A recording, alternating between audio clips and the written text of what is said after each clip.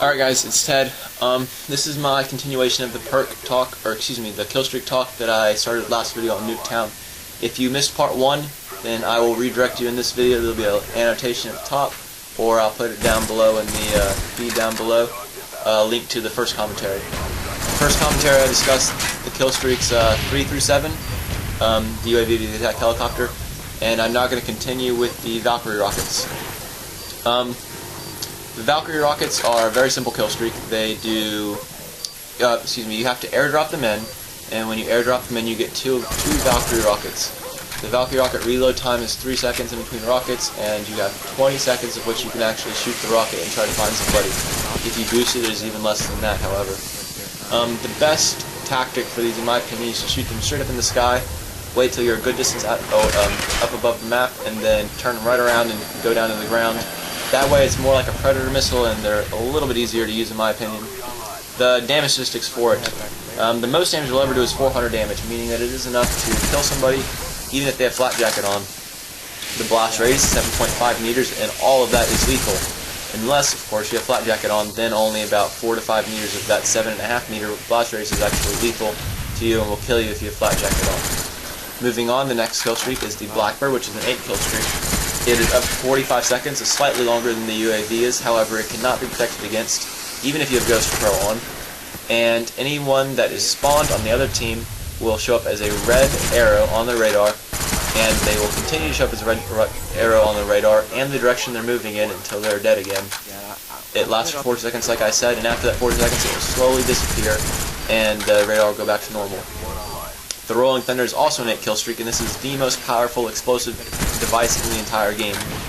It basically is a map-long airstrike. It drops 15 cluster bombs length of the map, and the most damage you'll ever do is 300 damage at the core, meaning that even if you have flat jacket, you will just take enough damage to die. And it's an extremely big blast radius. It is a 22 meter blast radius, bigger than any other explosive in the game. 50 damage will be taken at a 22 meter blast radius, meaning that's only lethal for about 18 meters. However, it will slow down and heavily damage anyone that gets affected by it. Simple tactic is if you put it on Nuketown, if you do not edit the default area for it to cover, on Nuketown it will kill the entire map, excluding 2 places, behind the Jeep and in the garage. So if you do hear one coming in, I suggest going to one of those 2 places, or you're more than likely going to die. The next kill streak, of course, is the Chopper Gunner, everyone's favorite. It takes about 5 seconds to get to the map, and you can use it for about 60 seconds before it will fly away. After flying away, it takes 10 seconds to leave the map before another helicopter of any sort can be called back in. It has 1500 health, 500 of which are armored. The armored health will receive only 30% bullet damage. Until it's gone, then it will receive full bullet damage for the other 1000 health. It has 1 flare to deter missiles that are shot at Strela or the Law. From there, it's unprotected, and 1 flare of any anti-air support will be able to kill it. The minigun has a bullet spread of 3.25 meters, all of which is lethal. However, the direct impact bullet will do 120 damage, whereas the least amount of damage any bullet can do on the max spread will do 40 damage, taking upwards of 3 bullets to kill somebody. However, that is the most bullets anyone can take is 3, and considering that the fire time is 0.096 seconds, it is extremely rapid shooting gun, and you normally do not live through it if you ever get hit markered on. Moving on, the next kill streak is the Attack Dogs. The Attack Dogs have the exact same health as any normal person that spawns, which is 100 health. They take a few bullets to take out, however, they can become a little annoying as they have quite a lunge. Apparently they always go for your jugular because they are always a one-hit kill no matter what, hardcore or core. And you get 8 total dogs, 4 of which arrive on the map instantly, and this is another tip, they always spawn the closest area they can to where you are. So, in my personal opinion, it is best to rampage the enemy spawn, call them in, that way the dogs will spawn right on top of the enemy. If you call them back in your spawn, it'll take them quite a while to get to the enemy, and normally they'll get shot by then. After your first 4 are released and die, a reserve set of 4 more dogs will appear on the map. These will have the exact same effects as the first 4 dogs, and once they are shot, your kill streak is over and there's nothing left. I do not suggest using dogs over a gunship unless you have a good team and their air support is getting crowded, because the gunship on average for me does twice as much kills. However, you have to wait for the air support to be completely clean before using it. And that takes us to our next kill streak, the gunship. The gunship is basically an amped up chopper gunner. It lasts for the same amount of time, however it takes 10 seconds to arrive to the map and about 15 seconds to leave the map. It does the exact same damage statistics for the minigun, however it also has a rocket which takes 5 seconds to reload. The rocket does very close damage statistics to the grenade, meaning that it does 150 damage at a direct impact, which will not kill someone with flat jacket. However, if you do not have flat jacket, it is pretty lethal, so I suggest using them instead of ignoring them like most people do. They take a long time to get to the map. They're similar to an AC-130 if you ever got those in Modern Warfare 2. The main turret, the 105mm, took, I'd say, about 3 seconds to get to the map, and these take very similar times depending on how close you are to the map or where you're shooting to. They are always lethal, all the way for the entire 3.6 meter blast radius if you do not have a flat jacket on. However, if you do use flat jacket, then they will never be lethal. However, the minigun is likely to take you out because you can't really protect against bullets. The armor, it has 500 armored, similar to the chopper gunner. However, it has 2,500 unarmored health, total of 3,000 health. If you want to shoot down this thing, it's a beast. I don't think you're going to take it out with bullets.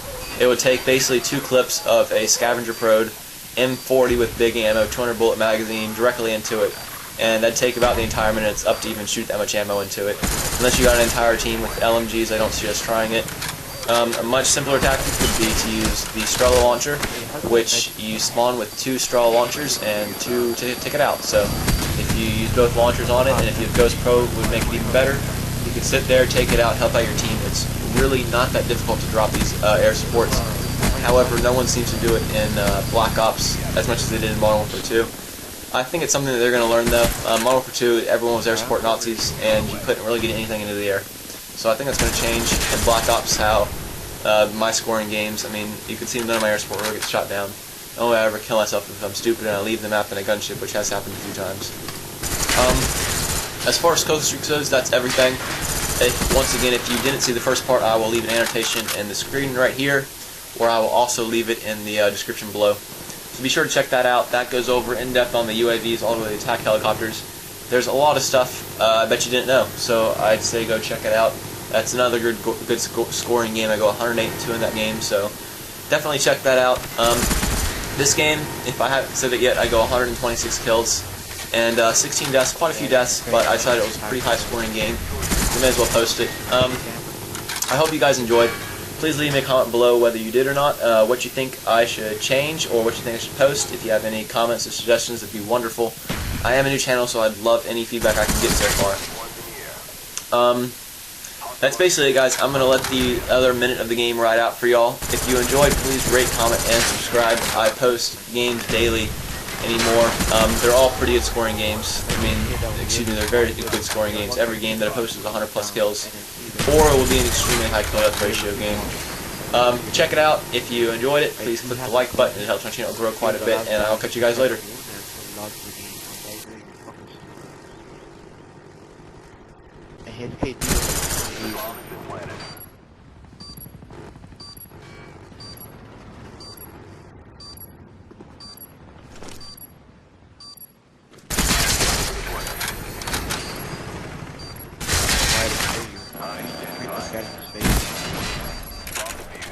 One in his face and told him to kill him.